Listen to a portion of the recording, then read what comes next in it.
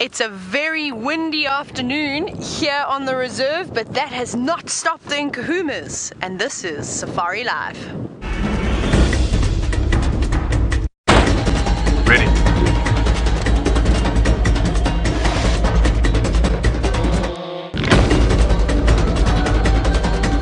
Standing by.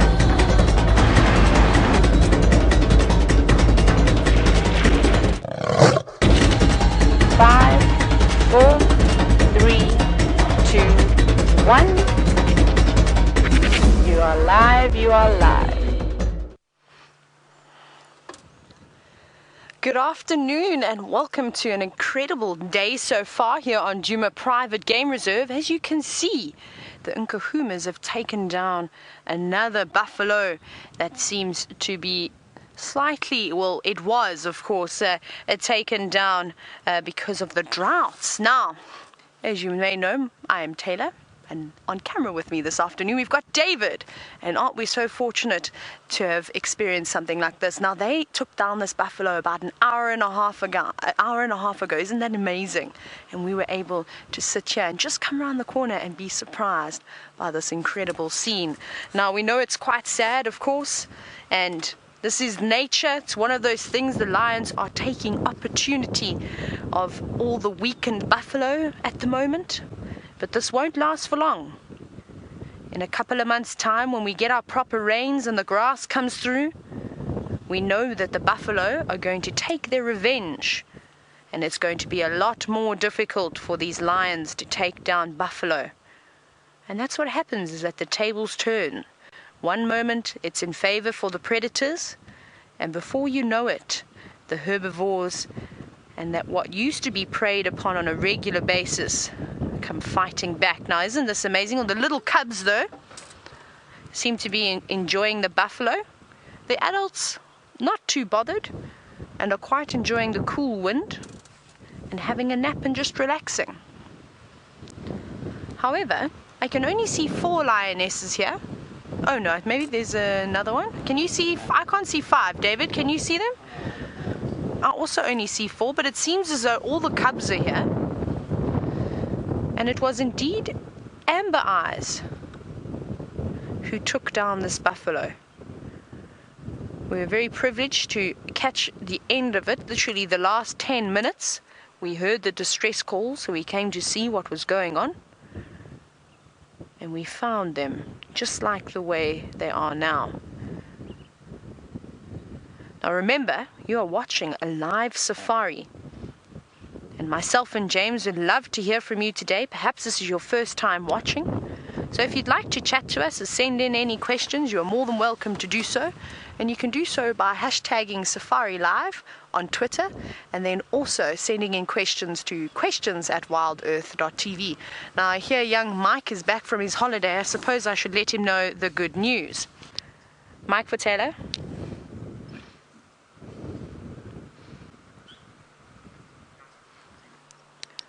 Welcome back. The Nkuhumas have killed another buffalo. It's just myself here. We are at Wahlberg, Twin Dams Junction.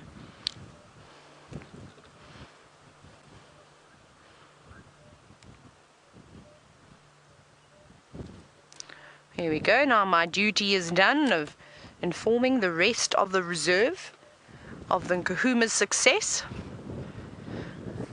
Now, they haven't, of course, really touched the buffalo at all. Like I said, the adults have been resting, but perhaps in a little bit of time, if we're patient enough, they will come here and they will start to feast on the buffalo. I've got good news for you too. One of the Birminghams is around, but we'll try and have another look at them a bit later. But let's go back over to James, who's dying to say hello.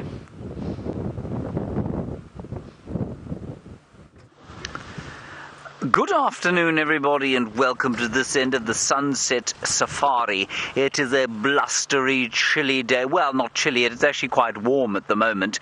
A beautiful herd of wildebeest, a sight that we're not going to see for too much longer because rain has come all the way to the Western Kruger, and so these herds are going to spread out now. I'm just going to turn the game drive radio down. Oh, that's very nice in my ear now. My name is James Henry. On camera today, Brian Led Zeppelin, the mustachioed woodland thumb, Joubert. Well done. Good. Now, what we're going to do is head very fast over to Cheetah Plains, well, at a relatively quick speed, in an attempt to see, I think it was 12 wild dogs there that were there. An unusual agglomeration of 3 or 4 different packs that have come together and formed one pack. Now, they were on the northern border of Cheetah Plains down this road. They may have gone into Nkuhuma. I'm not entirely sure. I think it's worth just having a quick run down there. Then we're going to come back and see if we can't find Karula. And, of course, Taylor and that incredible Nkuhuma buffalo killer Pride. And we had an amazing time watching them just after lunch today, didn't we, Brian? We did. Yes. That poor buffalo did take a time to die, but the interesting thing about it, and I'm sure Taylor will tell you, is that the lioness seemed to know when she'd done enough to kill the buffalo, and she did crush the windpipe, and then she left it, and for a long time, it took a long time to die. But then it died on its own after about sort of 20 minutes of sort of gasping for breath, and then it died. It was quite disturbing to watch, of course. There's just a vehicle in front of us, so we're going to move out of the way. While we do that, just to let you know, of course, we are completely live.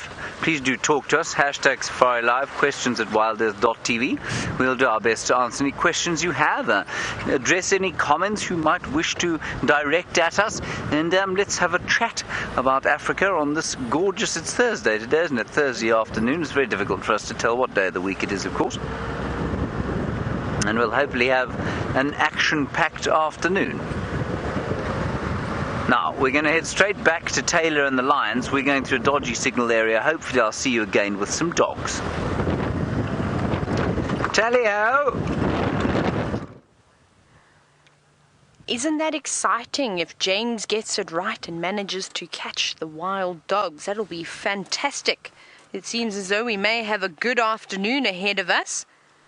Now you can see a couple of the little cubs have got it looks like they're wearing lipstick this afternoon.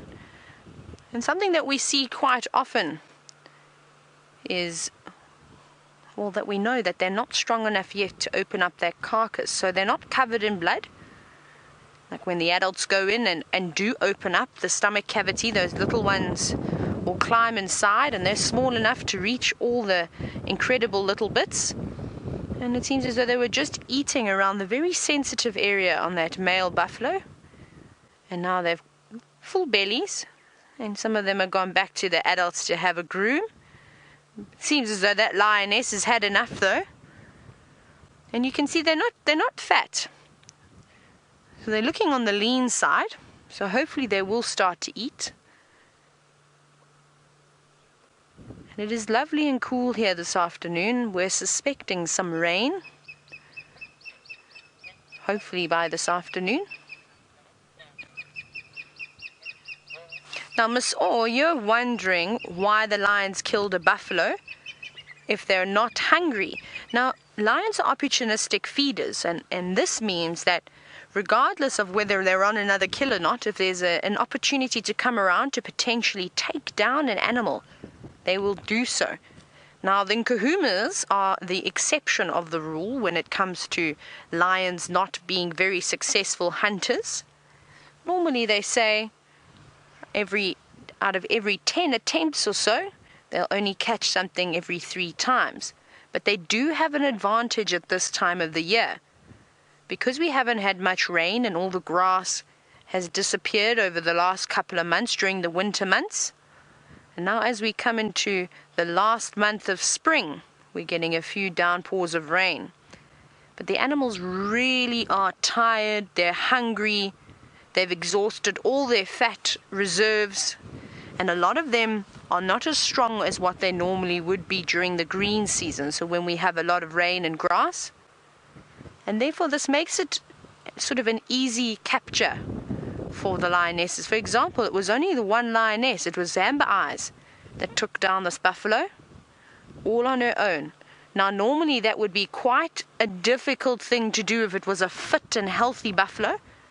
It's not a particularly old one, it's a younger male, possibly only a couple of years old.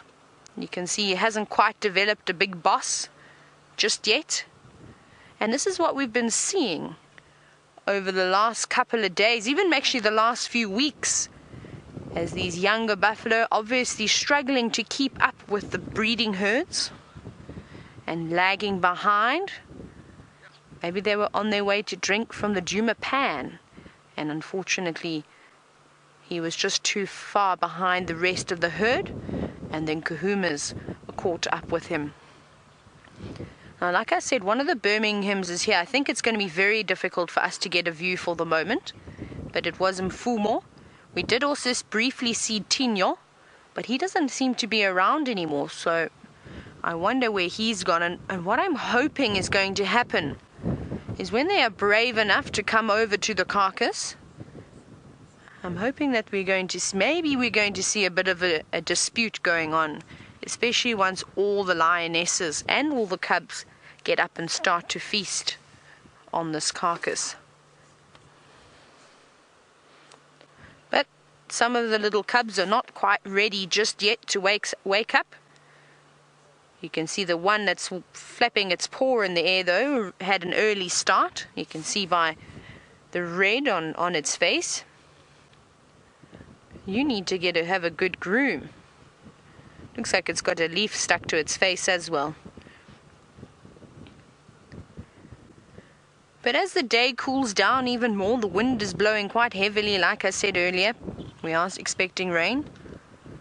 I think that these lions are going to wake up and make their move towards the buffalo.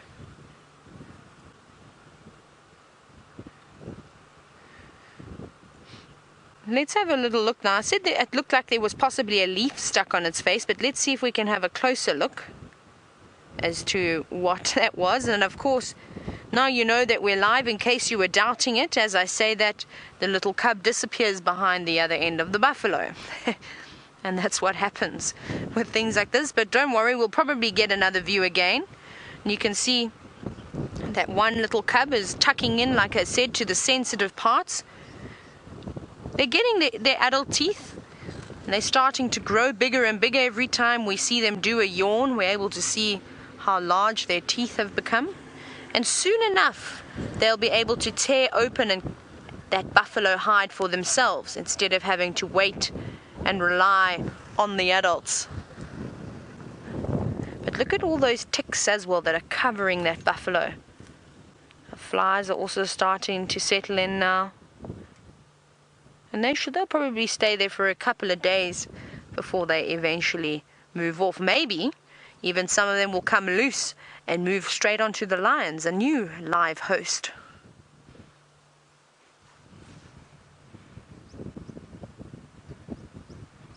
Now, if you were watching a couple of days ago,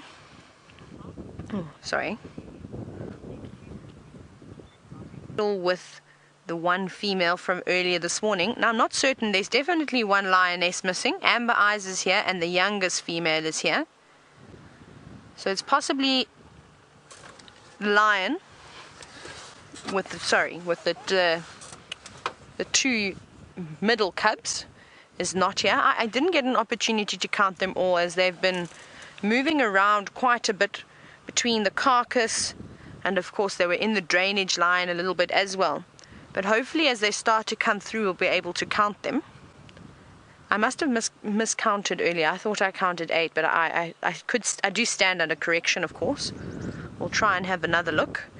Now, if we have a look at this lioness, she's come over to the carcass now. And you can see that she's drinking. You see that? Now, I think that's quite interesting, because I don't think that is blood. You can see her tongue doesn't seem to be becoming red, which it normally would. So I wonder if that's some form of a liquid coming out of the buffalo, perhaps from the nasal cavity, or maybe it's digestive juices, I'm unsure, but she seems to be enjoying it. Now, this is something that we see with lions not having to drink water all the time, because they get a lot of moisture from the blood, and then of course, like we just witnessed, from them drinking various liquids that start to ooze out of the buffalo once it is passed on. Now, I was about to say, a little while ago, if you were watching a couple of afternoons ago, I mentioned that I'd like to do a little experiment with Nkuhumas. And I said that I was going to try and give you a statistic and a percentage of how successful these lions have been in a 6-week work cycle. So it's probably just shy of 6 weeks, but I'm going to start having a look at Panthera, which is a carnivore project and even just an endangered species project that goes on particularly here in the Sabi Sands, but they've started to develop it throughout Africa now, where they don't just monitor lions, but they do leopards and serval and caracal, ground hornbills, all these beautiful animals. And what that project does is we basically record all the information when the Nkuhumas have made a kill, what species they killed, and the sex of it. So we'll try and work out from the 16th of October to the 19th of November how successful these Nkuhumas have been in that period. Because like I said, usually not very successful, lions of course, but in this case, but it's absolutely incredible. Now, you see these little ones have taken a bit of a they've sort of stopped feeding on the carcass now and decided that they've built up enough energy to have a little play.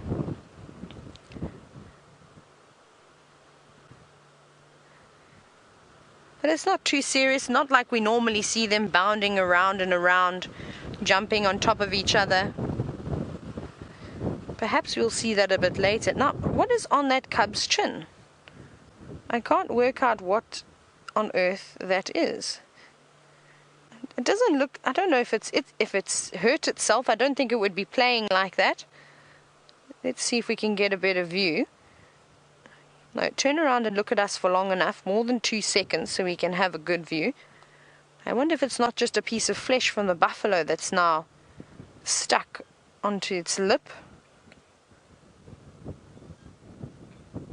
You see that? Yeah, you see, I was worried at one point that maybe it had been kicked in the face and it had loosened a chunk of flesh, but it doesn't seem that way.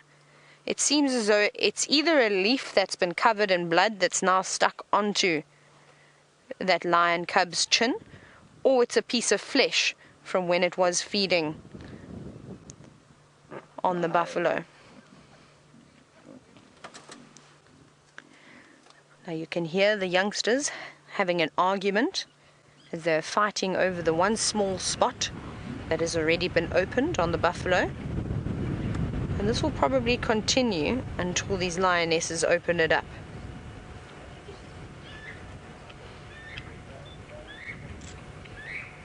And that liquid is still oozing out of the buffalo. I'm not sure exactly what liquid it is, but we saw her lap it all up. And then she'd finished it, and then since she went over and started biting on the belly, we've now seen that more of that liquid has come pouring out. So it's quite interesting. It must be a digestive juice of some sort that's now leaking through the nasal cavity and perhaps the mouth as well. Very, very interesting. And all the cubs now learning from that lioness and doing exactly what she's just done.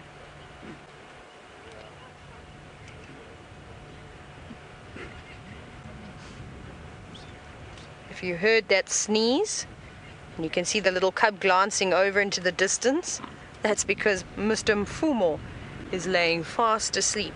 But we'll go and have a view at him at some point. Hopefully once he becomes a little bit more active. And I can tell you now, you're all going to be very surprised as to how well his injury on his face has healed.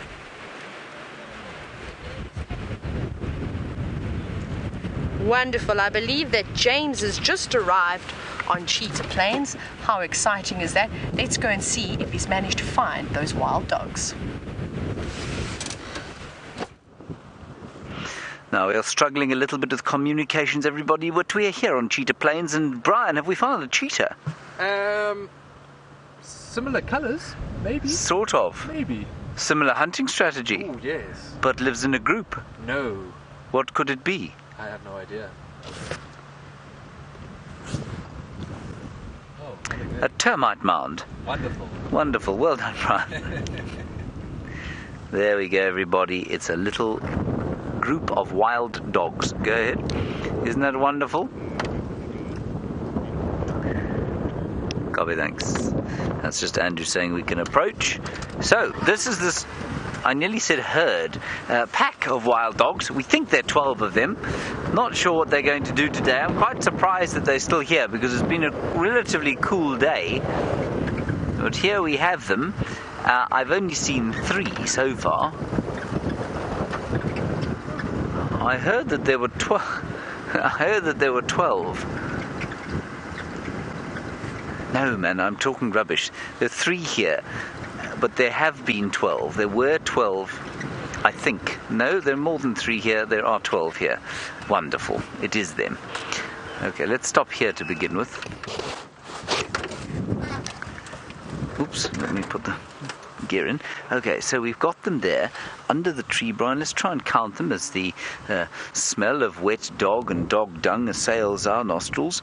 There we have 1, 2, 3, 4, 5, 6, 7,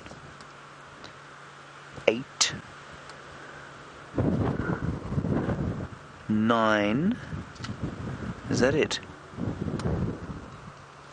There must be another 3 around here. I think maybe behind the tree. Anyway, at least 9 of them. And I got to tell you, the smell, we've parked in an extremely bad area here. The smell is coming basically straight over the top of them into us. And what's interesting there, as Brian is showing you, is that that is a collar, obviously.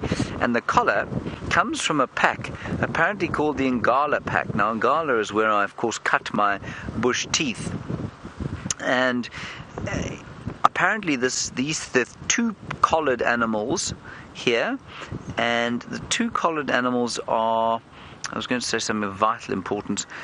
They're from the Ngala pack, that's right. And I think that they're from a generation that was born 2 years ago. So I think they're about 2 years old or so. They've come down here. They were known as the Ngala breakaways for a while. Then there's some from the Manyeleti pack, apparently. Now, I don't know, we don't know them. I don't think any of us have seen them before. I'm just going to move around a little bit. We'll see if we can't get a slightly better view of how many there are and get ourselves out of the firing line of the wind. That is a fantastic sight of a lot of dogs. Ha! Isn't that cool? Shall we count them again? There's 6 in front here. And then 1, 2, 3, 4, 5. I can see at least 11 dogs.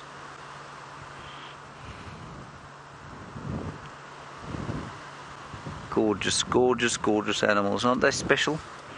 Now, everybody, you please send through your questions and things. I don't know if I'm going to be able to hear Rebecca in the final control. She is back from leave and back at the helm. But if not, she'll WhatsApp me, and then I will be able to answer you via that method. Rebecca, would you do a communication test, please, into my ear? Yes, I'm hearing absolutely nothing, which indicates to me that, in fact, things are not good.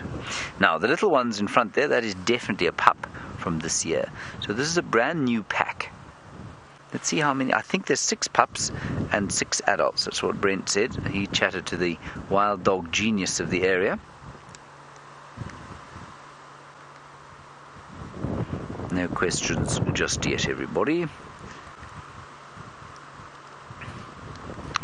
Now, the other thing to note, of course, is that they are in the domain of those other 3 dogs that were known as the, what were they called? They were was it the Sabi pack? Those 3 that came through.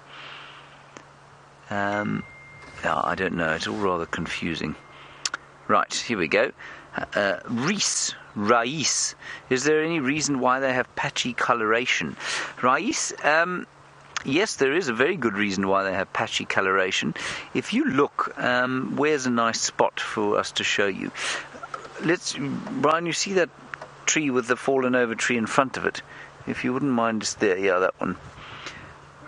Rais, in the dawn light, when the sun's just come up and it's at a sort of, it's just off the horizon, at dawn and at dusk, the shadows cast by vegetation like that very much mimic the colours of these dogs. They're low to the ground, they move through woodland like this or through grassland, and you find that when the light is correct at dusk and dawn, you'll find that they're almost completely invisible. So it's just for camouflage. It's very much similar, I suppose, to the random camouflage patterning on a military jacket, if you like.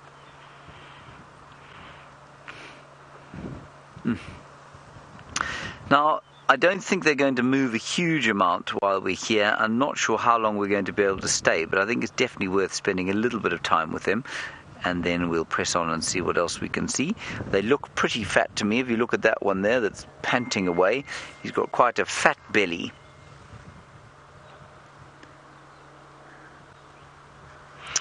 And back onto the colour. Sean, a nice question from you about whether or not the colour will change in different areas. So perhaps would dogs in East Africa and slightly vegetation types have a different colour? No, not in any meaningful way that you'd be able to say, well, these are definitely dogs from South Africa versus dogs from this part of the world. They all look pretty similar, but every dog, of course, has a unique pattern, and the only obvious variation sometimes is that they all have white tails. Every single one of them has a white tip to the tail, bar probably 1 in 100 or so has got a black tip to the tail. I've seen 2 in my time that have got black tips to their tail. I'm just quickly going to talk on the Game Drive radio stations. I can broadcast from where I'm sitting with this pack, but I'm afraid I can't copy unless you're close by. So if you're trying to get hold of me, animals are still static, same place, one station here. I'm not sure how many are responding. I'm just trying to help 1 or 2 guys decide whether to come into the sighting or not. For those of you who are new viewers, first of all, welcome. Lovely to have you with us. And all I'm doing there, we're in an area where there are lots of safari lodges. And on those safari lodges, of course, people have just gone out and game drive. They've had a delicious cup of tea or coffee, probably a healthy slice of delicious cake. And now they're out on game drive and they're coming to sightings like this and the sightings you've had with Taylor. Right, we have another question coming through. Now this is of course a very, very good question for those of you who have never seen wild dogs before, from Greg, asking about whether or not, or how you tell the hierarchy here, and if there is one. Greg, it's exactly the same as a wolf pack. So we get a situation where there's an alpha male and an alpha female. The hunt is led by the alpha male, and the alpha female sort of follows him. Sometimes she leads the hunt. It can depend. Then, the key thing, Greg, you can't really tell until they're up and they're moving. When they're up and moving, you can definitely tell who the alpha pair is. When they're mating, obviously you can tell who the alpha pair is. It's exactly the same as a wolf pack, where only the alpha pair will breed. Sometimes the beta pair does, and sometimes those pups survive, but normally it's just the alpha pair. And I'm not sure if the alphas are collared or if those are not, or betas, or perhaps some omega dogs. This looks rather awkward, that, doesn't it? But I'm pretty sure they don't feel it anymore. I'm pretty sure they're very used to those collars. And the collar will send out a satellite signal. It'll send out various probably information, probably even weather information, but largely I think it just tells people where these dogs are.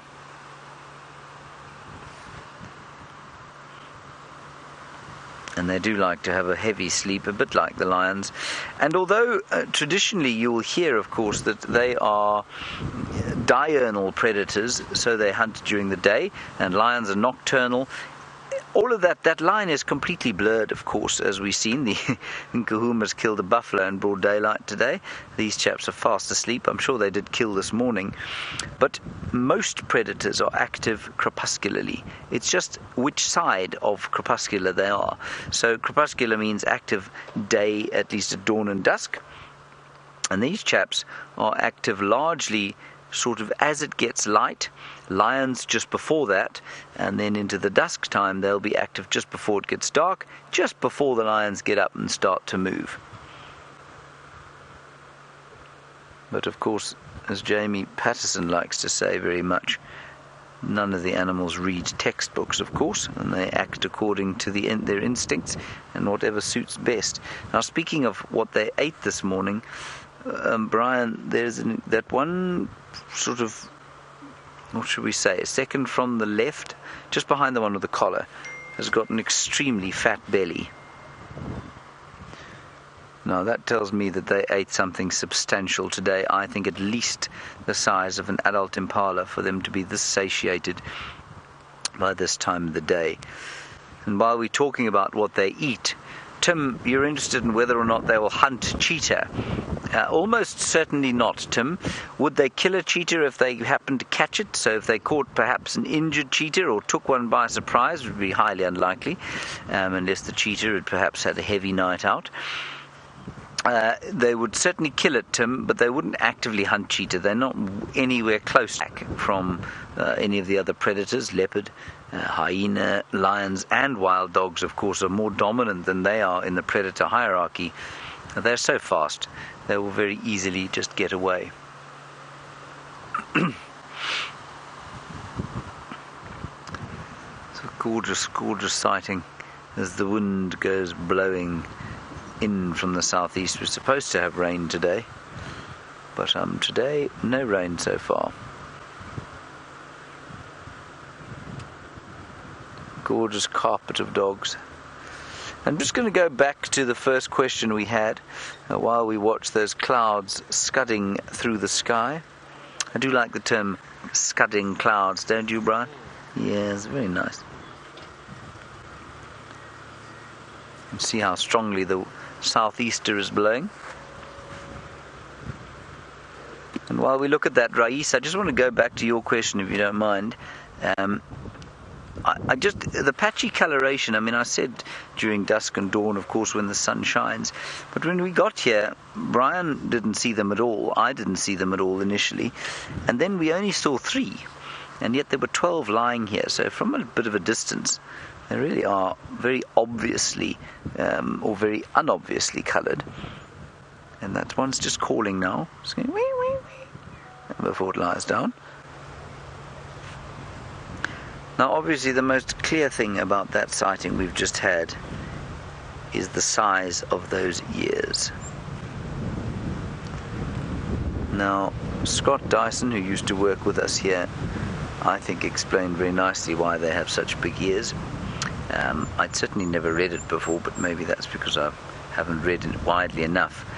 But he said they've got those enormous ears, of course, not for hunting of their prey, but for them to hear each other when they're hunting. And they let out these loud whooping calls. It's the most fantastic thing to hear when they're trying to get hold of each other. It's the most amazing sound. I'm not going to try and do it too loudly, A, because that dog will probably think I'm an idiot, and B, because, well, there's a game drive vehicle full of guests behind me, and they will definitely think I'm an idiot. And it just leads on to the discussion of when we watch them hunt. And I was just thinking the other day that I thought perhaps we had, throughout my guiding career, certainly, you know, these dogs get on the hunt and we jam the car into gear and we race after them. And the other day I suddenly stopped and thought to myself, hang on a second. If they've got such big ears like that, surely with us racing next to them, we are disturbing those hunts. And I've now come to the conclusion that we should hang back. And of course we will hopefully soon be using the drone a little bit more often. But you know, we haven't often seen them kill out here live. We've certainly seen them eat, but to catch them killing, I think is a little bit difficult if you are chasing them through the woodland, crashing over trees and you know, revving the engines, etc. I'll look at this play now.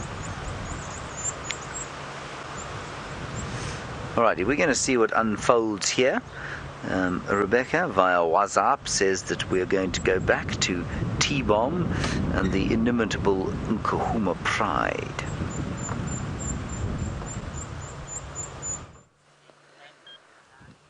It's incredible as to how creative the people are that I work with the amount of nicknames that I get all the time.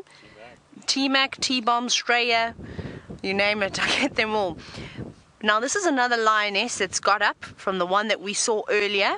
So let's see if she's going to be the one that decides to open up this buffalo. And then, well, it'll be quite interesting to see as all the little cubs, I presume, will come around and fight over this carcass. I've even seen a couple of vultures that were circling a little bit earlier. So that's not good news for the Nkuhumas. It means they're going to have to protect this carcass, otherwise it's going to be eaten. And you can see that that little cub is now scratching on the tree.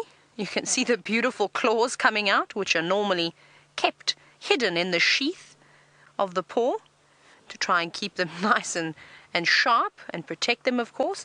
But that didn't last too long before something else caught the attention, and I think it's that buffalo's tail that they've been playing with and fighting over.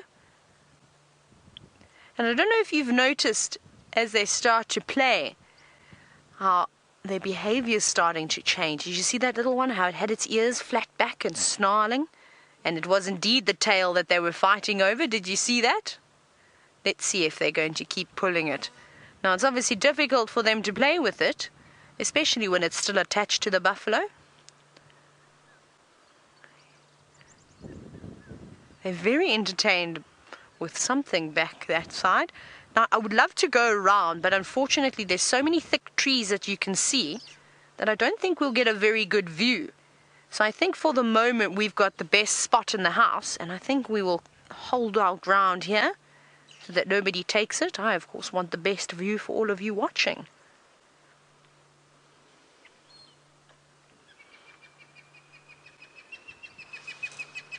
I don't know if you can hear Mr. and Mrs. Hornbill singing. Oh, there we go. Now the cub has got the tail.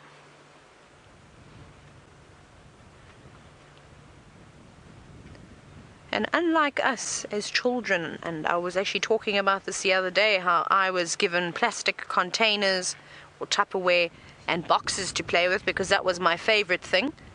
You've got to make your own toys out here, and we often see the Nkuhumas playing with branches and climbing the trees. But when there's an opportunity to play with the buffalo's tail, I think that choose that over and over again. Now this lioness is looking over. She's maybe just keeping a watchful eye on that male lion. It seems as though he's sat up now.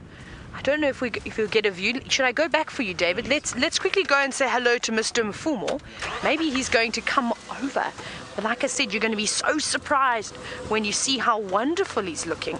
Now, it feels as though it's been years since I last saw the Birminghams. Of course, it hasn't been years, but when I saw Tinyo this earlier today and Mfumo, they just look like they've grown. Their manes are starting to darken, but maybe you'll be able to decide for yourselves.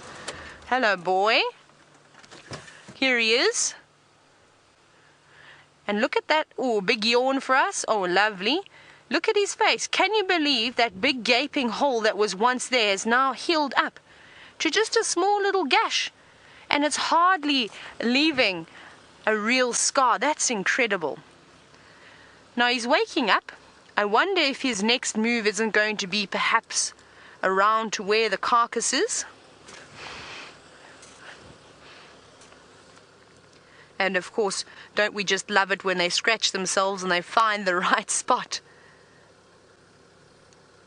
Look at that beautiful teeth. You can see he's still a young boy.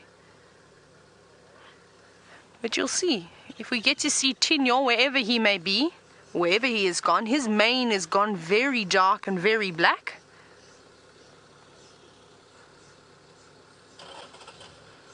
Another big yawn for us.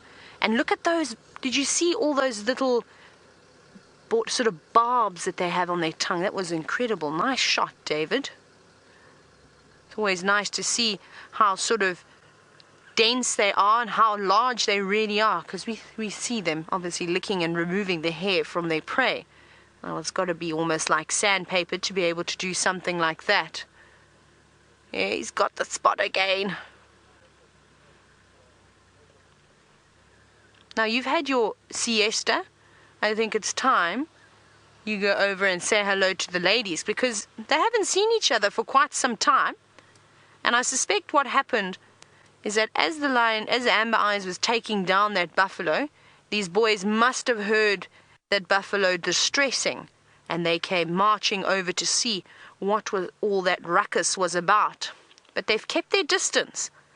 The lionesses have showed a little bit of animosity towards them, so they're treading carefully. So it'll be interesting to see what their reaction is. They don't look particularly thin, even just from here. He looks as though he's got a bit of a belly. So it's good to know. And perhaps that they have been feasting. Here he goes. He looks like he's making his move now. What I will do though is when he comes past us, I'm just going to change the angle of the vehicle, just so that we can watch him as he walks towards the lionesses. But isn't he looking strong? They really look like they're developing nice muscle around their shoulders now. He's just marking his territory. Let's try and get a better spot. We're going to try and sneak in this gap. There's some other vehicles that have arrived. Now, I suspect that we won't be able to stay here for too long. Probably only another, maybe we can push it to about 10 minutes. But that's fine. We'll let everybody else come through and we'll come back. I'm just going to go forward here. Hi, big boy. The reason being is because we want to get a good view as he approaches these two lionesses, which intentionally moved out and laid in the spot when they saw him approaching earlier. Now let's see what happens.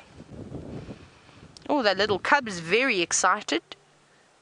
We know how much they love the Birminghams, and I'm always impressed by the behavior of the Birminghams with the cubs. They're very, very tolerant of them. But you see, being submissive, you see that ducking its head, coming in low, which is very clever of the cub. But be careful. Oh, there we go. They're actually lovely boys in the sense that they seem to be very good fathers, which is not common with the male lions. There he goes. He's marking his territory as they haven't been around here for a couple of days. Just making their presence known again. Look at those little cubs looking up to their dad, so proud. And of course now we want to play with you.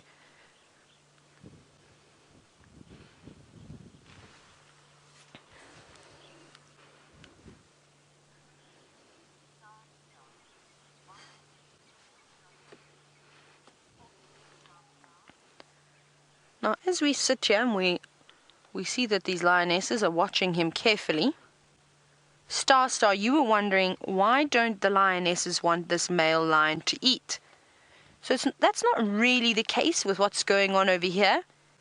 Is often when the male lions come through, because of their size, they charge through and they will take over and try and dominate on a kill, which is obviously not great because most of the time it's the lionesses that are doing the hunting. Of course, the boys help out, but these boys haven't been around, so they had nothing to do with bringing down of this buffalo.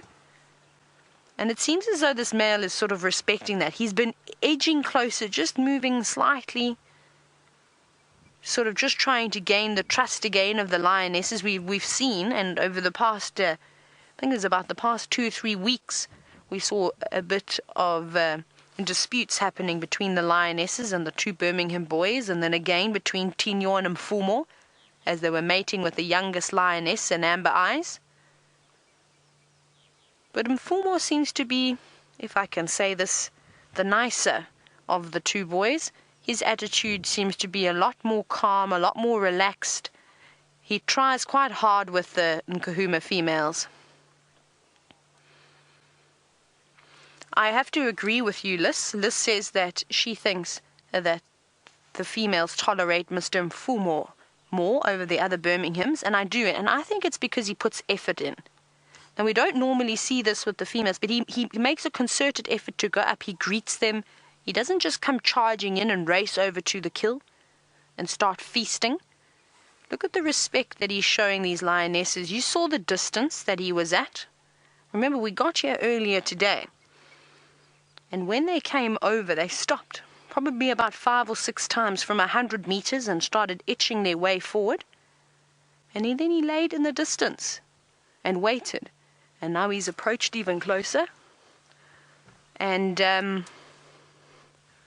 I'm just looking behind me quickly. And now he's sitting there waiting as well. And it'll be nice to see if he does get up and perhaps go over to those lions and nudge heads with them. And even just his behavior with the cubs. We see Mr. Tinyo, he's not too bad either, but he does get a bit grouchy and grumpy sometimes. Where Mfumo doesn't mind if the cubs jump on his head and on his back and bite his tail. I can tell you, from what I've experienced with other male lions, this is the first I've ever seen them being so tolerant. The Charleston males, which I often talk about from down in the south of the Sabi Sand, are horrible towards the cubs. They're constantly fighting. As soon as the cubs approach them, they growl or take a swipe at them, and then all the lionesses get up and try and chase the males away, and it ends up in big arguments, and it happens every single time. But perhaps it's because they're young boys and they don't know. Maybe they've been bullied by these females, which is a great thing, I think. In terms, instead of being those big boisterous lions like males have that reputation, and like I said, I've seen it my whole life. Maybe they're just young enough that these females are really showing them who the bosses are, and strength, of course, comes in numbers. So it would be very silly of him to try and hurt one of these cubs, whether it was by accident or just out of frustration or on purpose, and to have 5 lionesses turn around and come at you. He would get himself in a little bit of trouble. Even though he's bigger than them, he'd probably come out with his tail between his legs. So I think he's very cautious. And I'm really impressed with these Birminghams now. When I first arrived, I thought, oh, they're not proper lions. And I forgot how young they were. But just in the past 2 months, I've definitely seen a change in the darkness of the mane, muscle build-up.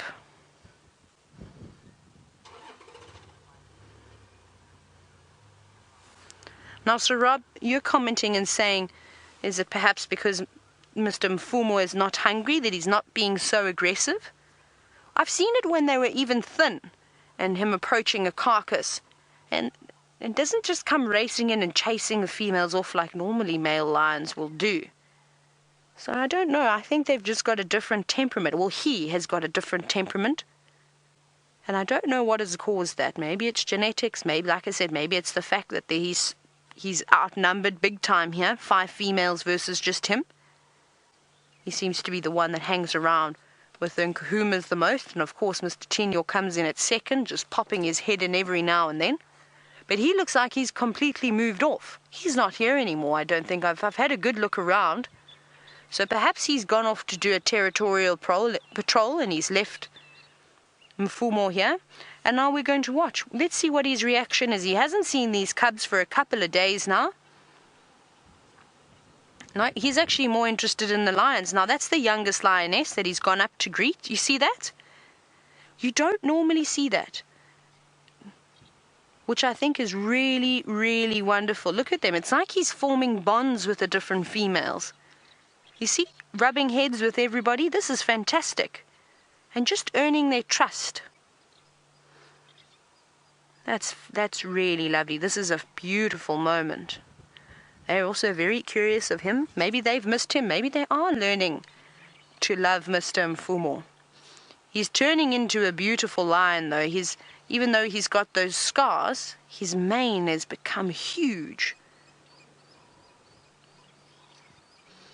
Look at the young lioness. She's actually very excited. Oh, that's not the youngest lioness. Where did she go? She was here. Oh, yes, there she is. Sorry, she's sitting on the right. And all coming over to say hello. And I'm so glad to hear that you're all taking lots of screenshots of this beautiful moment as the pride is reunited with Mr. Mfumo. And what a nice What a nice scene it's turned out to be. A little cub also getting in on the greeting ceremony. And of course, everything that they see, they will copy. And that's how these animals learn, a lot of it is instinct, but social bonds, of course, I think that they observe and then they put that into practice. Now, I think Mfumo is searching for perhaps an area where maybe one of them were lying, or maybe someone's urinated there. But of course, that's just a yawn, that's not him phlegm and grimacing.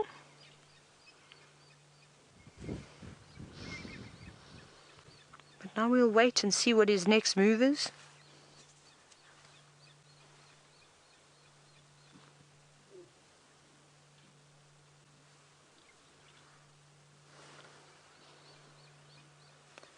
I think this is lovely. This is such a fantastic opportunity to learn.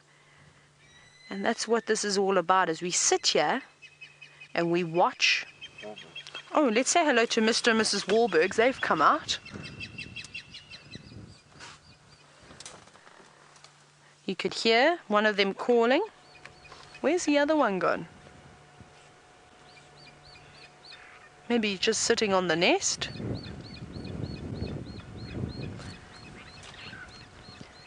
Now, if you're wondering who the Wahlbergs are, these are one of the smaller eagles that we see in the area, and they're also migratory, so they only come here in our summer months to nest, or sort of in spring really, when as soon as it warms up. And this is a pair that I believe we've been following for quite some time, and they're very unique because they are pale morphs. So typically they are the color, their entire body is the color of their wings, but you can see those lovely blonde feathers coming through. And we think that they've either had a chick or perhaps two chicks. Not sure just yet. It's difficult to try and see inside that nest. Oh, you know what I'm going to do, David? I'm going to reposition because I can see the other one sitting on top of the nest. So not that one on the right. Either she's down on the one below in the fork of the tree, which makes it quite difficult. So let's reposition so I can show you a little bit more. Exciting. There's so much to look around this afternoon, not just the lions, but of course. Let's have a look here. Let's see if we can get another view.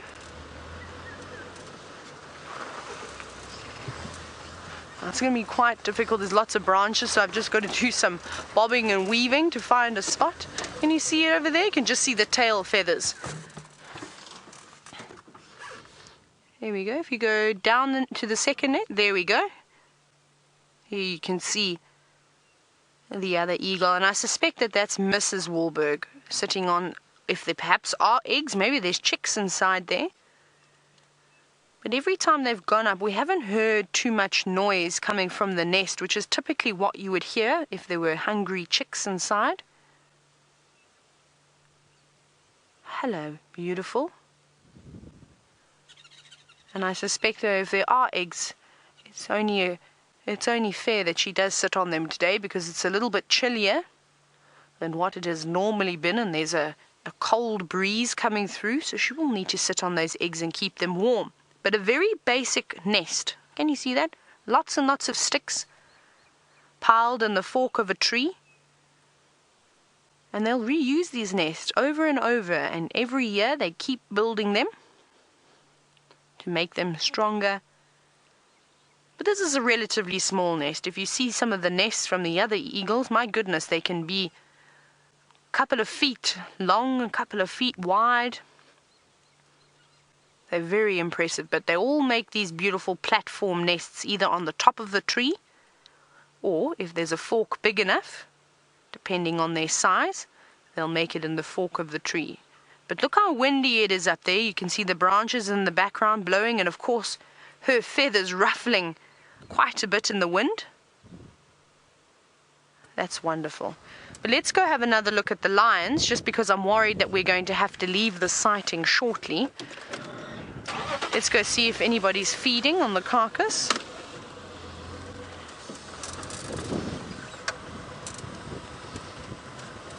Let's have another little look here. This is amazing. I hope you're enjoying this as much as I am. Oh, Oh, it doesn't seem like anybody's doing anything on the carcass. Not yet. But there's no rush. Oh, it's just one of the little ones is having a bath. Oh, it's my favorite little girl who's getting all cleaned up.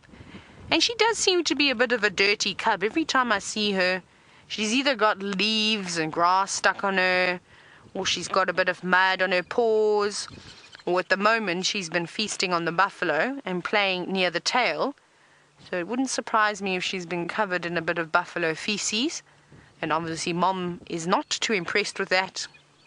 And I don't blame her. You can't go out in public looking all dirty like that. You're a little princess.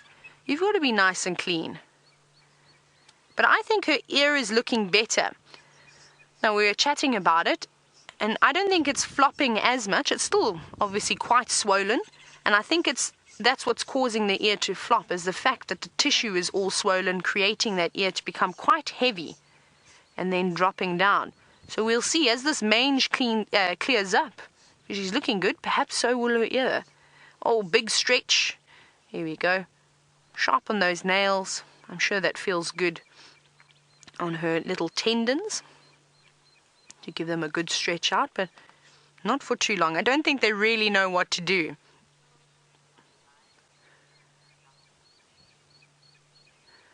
Wonderful. I think what we're going to do is we're going to leave the Nkuhumas now. I think there's a couple of guides that want to come on in, but we'll come back a little bit later. Perhaps they'll go for a drink, so keep an eye on the dam camp.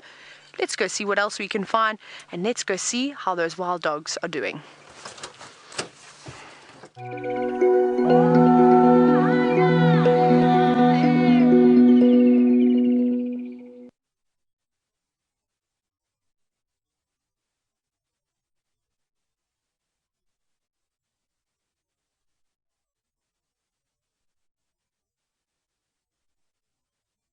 Wondering. Now, there we have one wild dog eating another wild dog's foot.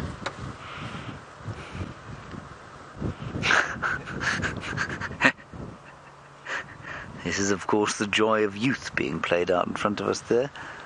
Now, we've got a nice question about the teeth. Look at those teeth, you can see them there.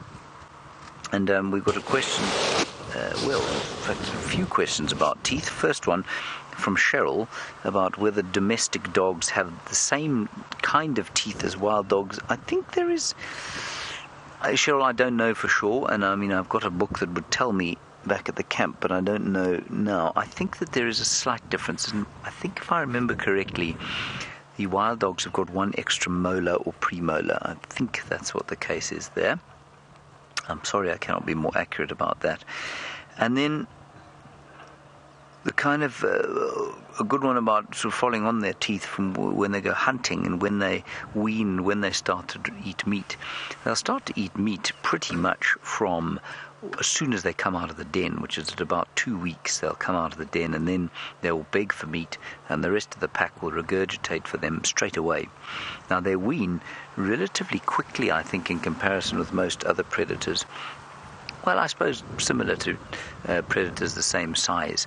So they probably wean completely by 3 months, and now they're on a completely meat diet. And Marie, you're wondering when they'll be hunting. You'll find that they will hunt as soon as they are able to, keep up with the pack. I think they're probably a bit small now, and as far as I remember, the earliest time they'll start to actually contribute to a kill is at about 8 months. So that's probably about sort of 2 or 3 months from now. They'll start to make an active contribution to the hunts. But you can see that those 6 adults are managing to do a very good job, superb job, keeping everybody full. And the obvious question also to ask is how closely related to domestic dogs are wild dogs? And the answer is not very. They're in a different genus, but there is a school of thought that says perhaps they shouldn't be. Perhaps they are actually more closely related to domestic dogs than we think they are. And they're actually quite closely related to jackals and to not coyotes. I suppose coyotes would be a North American version, but they're not distantly related. I don't as far as I understand it, interbreeding would be completely impossible. And so they're not closely enough related for there to be interbreeding. I used to give my answer to that question used to be that no, they're completely different. They're in a different genus, which means that they are, that they couldn't interbreed at all. There would be no possible chance, and they're completely different animals. But it would seem, the difference between one species and another, and one genus and another, is difficult, and it's not clear cut. It's often a kind of continuum. So while we like to pigeonhole animals into different categories, so species and genus and then family, often two species in the same genus can be relatively closely related or relatively distantly related, and it's quite difficult to tell. It's on a continuum. So in a roundabout, long-winded way, they couldn't interbreed with domestic dogs, but they do share the same suite of diseases. They get rabies, they get canine distemper, and contact with domestic dogs is extremely dangerous to wild dogs because they don't have the resistance that domestic dogs do to various diseases. Other thing I just wanted to say to finish the tooth discussion is we're often asked about milk teeth. And milk teeth, of course, apparently all mammals get milk teeth. And these chaps are no different, and I think you'll find that they've weaned now, so that those teeth that they have, although not very big yet, they are the adult teeth. Now, I cannot believe that no one else is coming to the sighting. It's absolute joy, and with any luck, we'll see them get up and go hunting sometime fairly soon. Now, Lily, you're just 9 years old, and you've watched the Nkuhuma Pride with a huge buffalo, and you wonder if this group of wild dogs could maybe take out a buffalo. Not that size, Lily. Now, it's difficult. Of course, I keep forgetting this. It's difficult to tell how big something is from just looking at your screen. Now, if you were to stand at 9 years old, if you're an average size 9-year-old, if you were to stand next to those dogs there, they'd probably take you up to your tummy. So their shoulders would reach up to your tummy. And then if you were to stand next to one of those lions, you'd find it probably took you up to your head. Probably around your nose, actually. So they're very, very tall, the lions. They're much thicker and heavier. And these guys weigh probably about 30 kilograms, which is about 66 pounds or so. Lions weigh, those females that you were looking at there, probably about 120 kilograms. So that is about 260 pounds or so. So they're much, much, much bigger. 200 pounds difference between them. Look, they're up. One of them's just, I know, Lily, this is going to be disgusting to you, but one of them has just vomited something up, and now they're all trying to share it. And I know that for a human being, that is a disgusting thought, but it does happen. So, Lily, they're just simply not big enough to take down a buffalo. The biggest thing that they could take down would probably be a pack this size. If, let's say, they were all hunting, Lily, let's say all 6 of the youngsters were big enough to hunt and help on the hunt, the biggest thing they'd take down would probably be a wildebeest cow. And a wildebeest cow weighing in at probably around 180 or so kilograms, which if I multiplied my maths it's difficult to do all this maths, almost 400 pounds. And a big buffalo bull weighs about 2,000 pounds. And Angie, that dovetails nicely onto your question. What is the biggest animal they can take down? As a pack now, with 6 adults and the 6 pups, I think you'll find that the biggest thing they'll take out now would probably be a nyala, maybe a nyala cow, maybe a nyala bull if they were very lucky. That's weighing in at about, if I don't remember incorrectly, a nyala bull weighs about 100 kilograms. So that's about 220 pounds. That's probably about the biggest for this pack. But like I say, if they were all adults and all hunting, you'd probably push that to the size of a wildebeest. Now, Tracy, you've obviously just joined us, and it's great to thank you for your question. This pack is an interesting one. Now, I'm just quickly going to consult an update we had. One of the collared females is a member of a pack called the Ngala pack. She's come away from there, and I'm just quickly looking here. The collared females, the males are from the Manyeleti pack. So it is a mixed pack, and I think that the pups were born to the Manyeleti pack. So I'm pretty sure that's what happened, and I think there are 2 members of the Ngala pack here, if I'm not mistaken.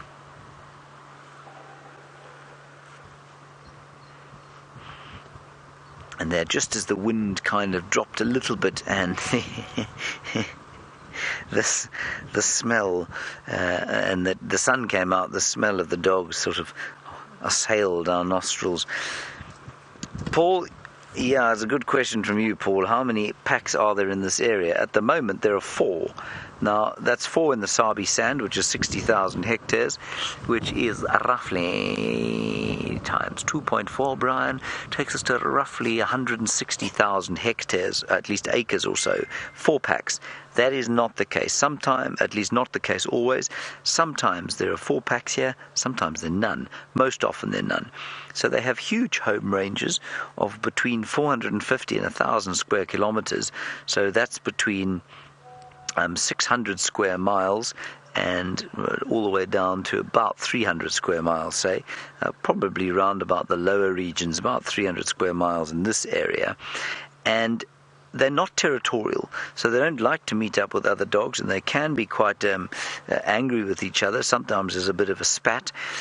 But they don't mark a territory because the territory is, the home range is so very big. And because they don't exclusively defend and mark a territory, it does sometimes happen that they all come together. And then, the point of that at this time of the year is that this part of the Kruger Park, the western fringes, and specifically the northwestern Sabi Sand, has received good rain compared with the rest of the Sabi Sand. It's attracted a huge number of general game up here, masses of waterbuck and 4 or 5 herds of wildebeest, which is unusual, thousands of impala, lots of buffalo, and that means that the dogs are going to be, obviously, where the prey goes, the predators must follow. Ruth, why they're biting that one dog? They're just playing, Ruth. They're just having a little bit of a play. I quite like to use this analogy, and I used to use it for our own dog, Trubshaw. If you have what is called the law of the instrument, if the only tool you have is a hammer, every problem starts to look like a nail. Well, as far as it applies to dogs, if the only toy you have is your jaws, well, everything then starts to look like something to eat. And that's why dogs and cats use their jaws so much when they're playing. And, well, this one is building a sandcastle. You see that, Brian? That is very impressive. Digging a tunnel, or making a fort, perhaps, underneath that fallen combretum tree. Gorgeous light now, everybody. Right, we're going to stay here. They seem to be getting a little bit more active. One of them's, well, not to put too fine a point on it, he's going to the loo. So before you have to see that, let's head across to Taylor and some spiral-horned kudu.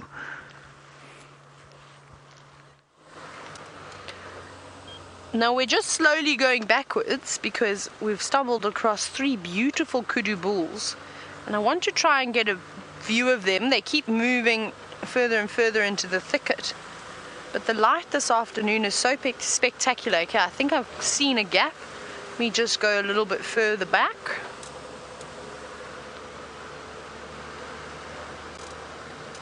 Awesome, I think we're going to get one here. We're just heading towards a mitre drain.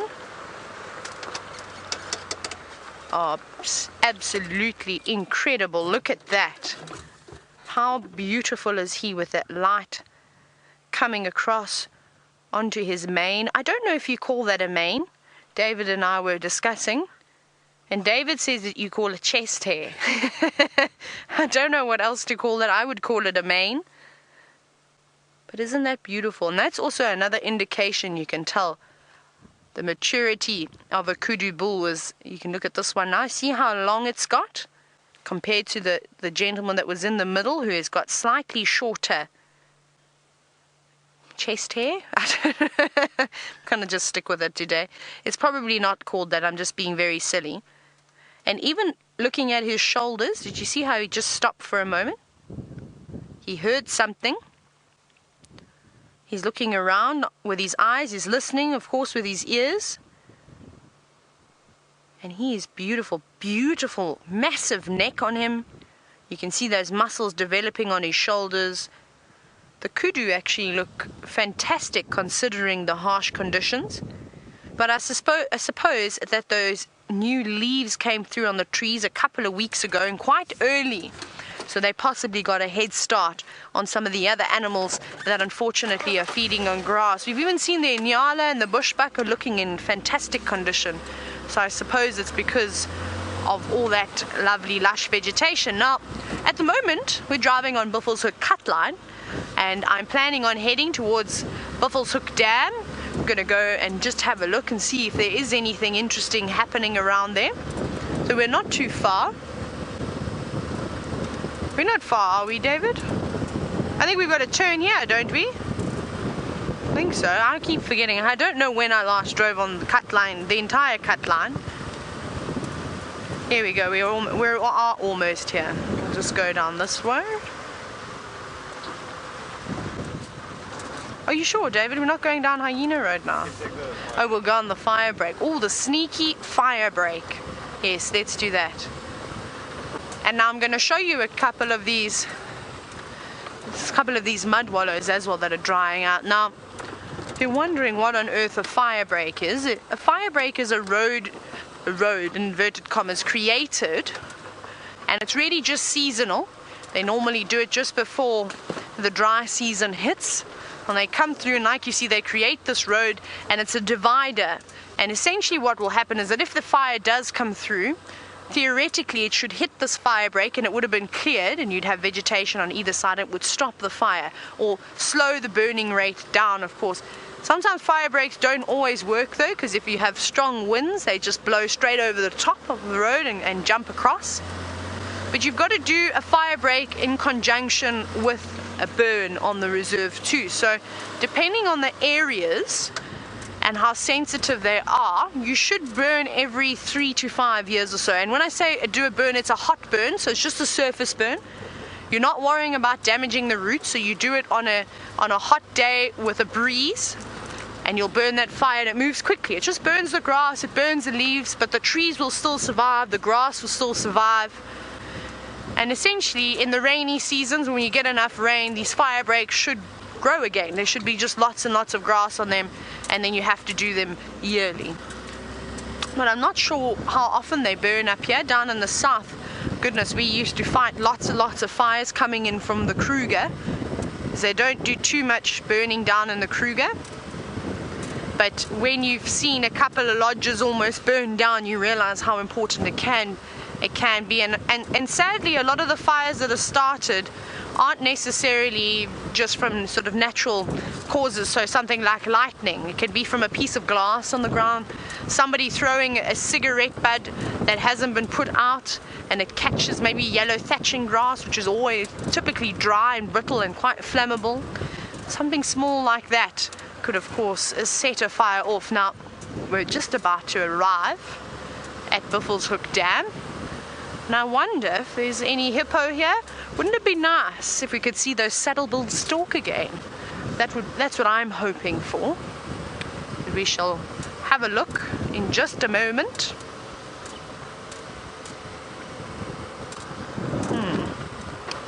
And I wonder what's happening with that buffalo carcass as well, if there's any vultures that have arrived on it. Oh, it looks like there is a hippo. Fantastic. Let's get a nice view for you.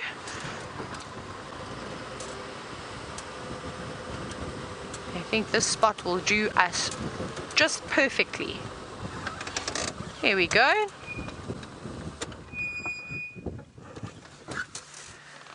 Hello, hippo. And I'm sure that our friend the hippopotamus will be much happier today, as it has not had to endure the blazing sun, because again the cloud to heat ratio has been wonderful. Maybe this hippopotamus will get out of the water too and go for a little feed while we're here. It's lovely and cool. I almost feel like I could put a jersey on. It's cooling down quite nicely.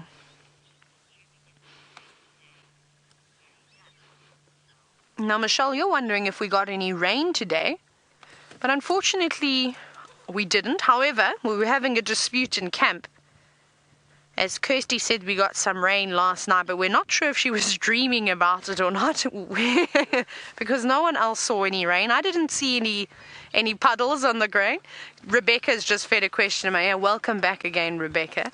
And she's also just said that Kirsty was definitely dreaming. It must have been a great dream, of course, if there was rain around here.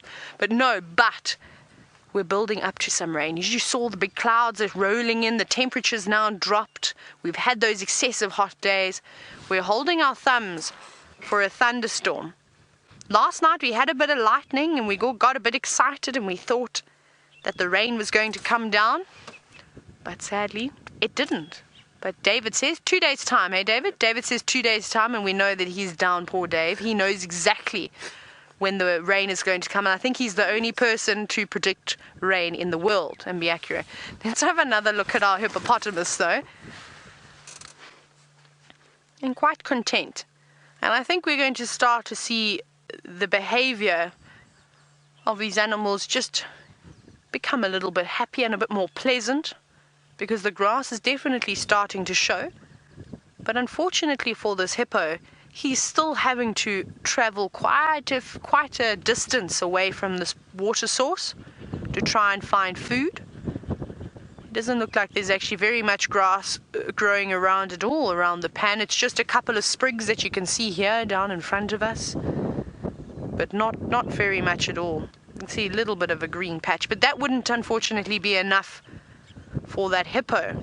And something that I also saw was that this hippopotamus the other day was eating dung and actually eating rhinoceros feces, and they'll eat buffalo feces and elephant feces, especially the animals the ones that they don't digest their food as well. And I thought that was very, very clever, and it also just shows you how desperate these animals are, of course, getting. That they have to resort to feeding on partially digested food. I suppose, though, that's better than eating leaves, which your stomach is not able to digest as well. Now, you can really see how windy it is today, just by all the ripples on the water. So that's good. Let's hope it blows in the storm from the coast. It does look like the weather's actually coming from the east for a change. And I remember when I was guiding down in the south and the wind came from the east and blew the weather in off the coast, we used to get these tropical thunderstorms, which was fantastic. And that would bring about the rain, the amount of rain that we really needed. It doesn't seem as though there's too much else going on here at Buffelshoek Dam, so we'll continue on a little bit further. We'll do a couple of loops and let the guides come and have a look at the Nkuhumas. And like I said, hopefully before the sun goes down, we'll be able to see another one. Let's see if we can get a better angle. Now, Paul, you were commenting and saying that you think it's so hard to imagine that hippos are so dangerous. Let's see if we can get another shot here. And I have to agree with you.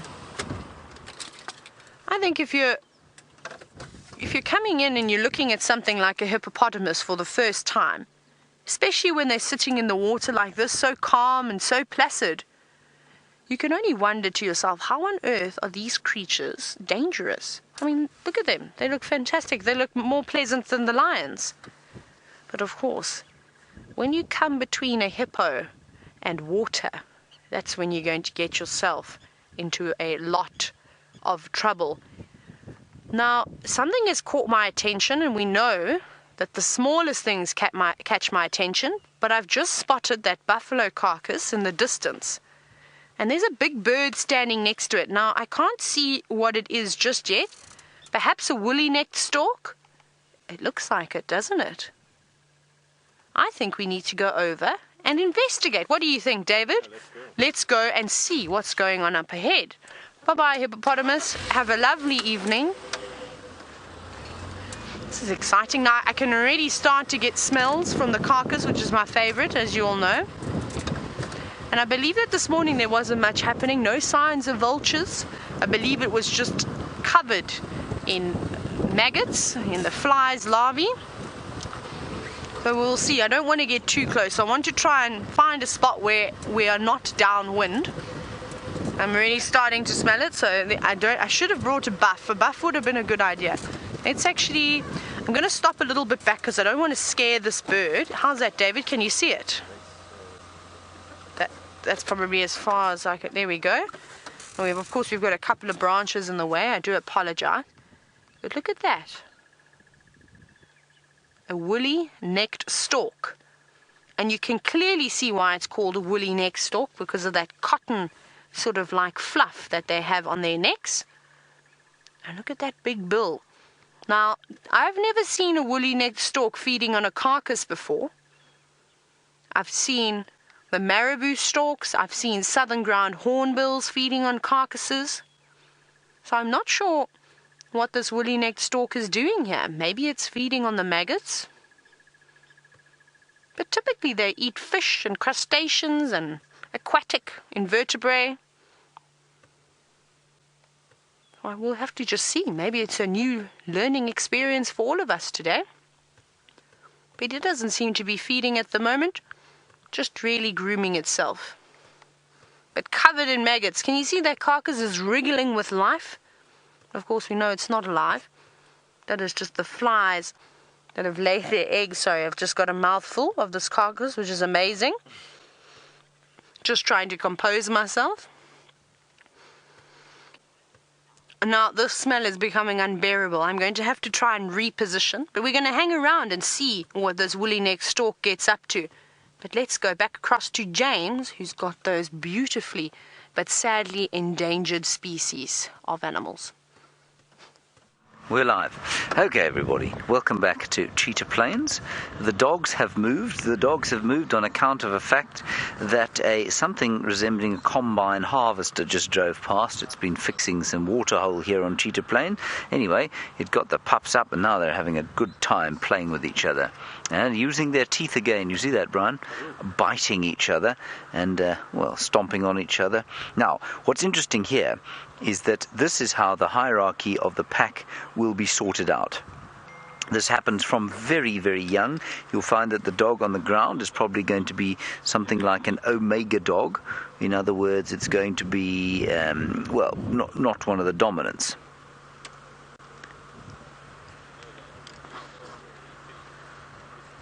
And the one standing above it could easily become the dominant in its new pack. Will probably remain in this pack. I mean, this pack's got some new blood in it now. There are a couple coming past the front. Oh, this is wonderful. Let me just get out the way. Just starting to get active. One or two of the adults lifted their heads, but they're not sort of particularly excited about getting anything going. Isn't that stunning? Look at them.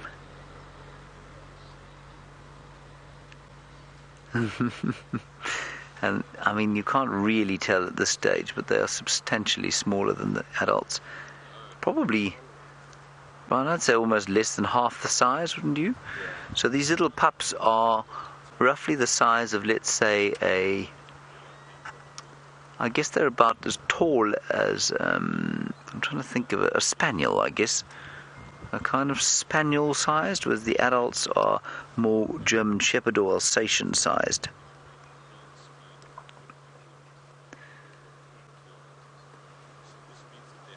Now, we have a question coming through from Liz.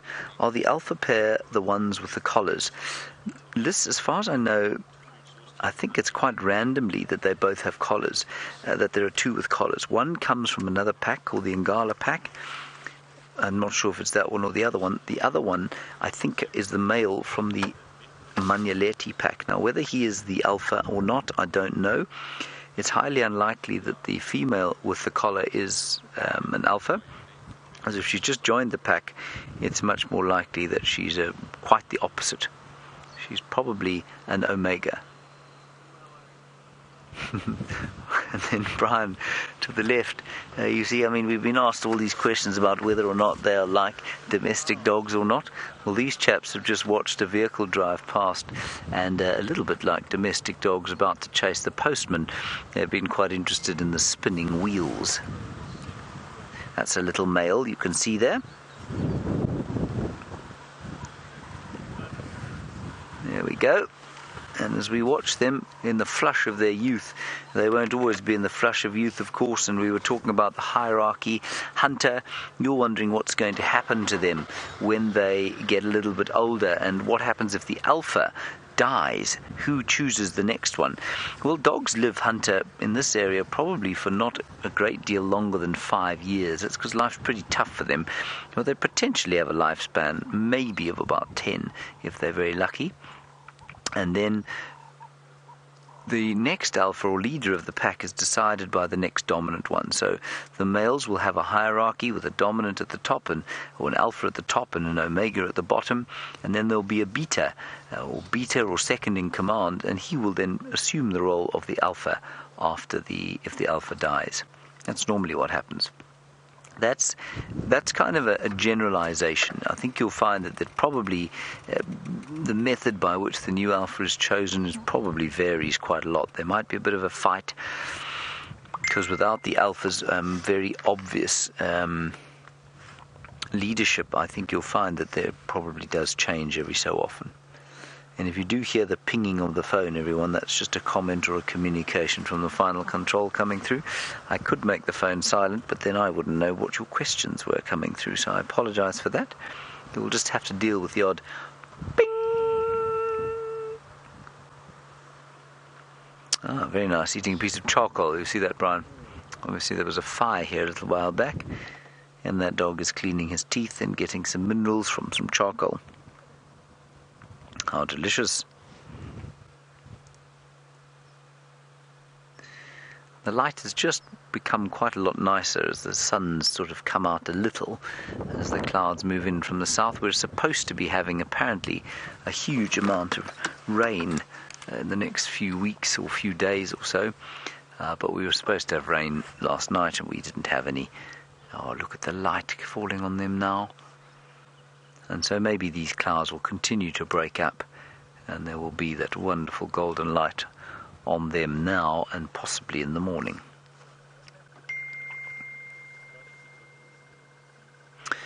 Now, one of the big mysteries, of course, about why wild dogs are so endangered, is what kills them? Why, if they're such successful hunters, and they are very successful hunters, why are there not more of them? And, well, it's a complicated answer, but Joan, your question kind of dovetails quite nicely as to what's going on here. You say, are there predators that eat wild dogs or that go for them? Lions account for an enormous number of wild dog deaths. Lions, of course, will kill all other predators if they can. The thought is that is for competition, but I'm just not sure that I buy that, because I suppose you might describe a wild dog or a leopard as being a slight amount of competition to a lion, but they eat different things. Wild dogs don't eat buffalo in this area. They don't eat giraffe. They don't eat the big things like waterbuck. They hardly ever eat things like zebra. So I'm not sure I buy that. I just think it's that lions and other predators are predators, and so they will kill whatever they can, and sometimes perhaps they kill things that they don't think taste very nice. I'm just not entirely convinced that they only kill for competition, but lions certainly will kill wild dogs. Leopards, the most terrifying experience I ever had in the bush was with leopards and wild dogs.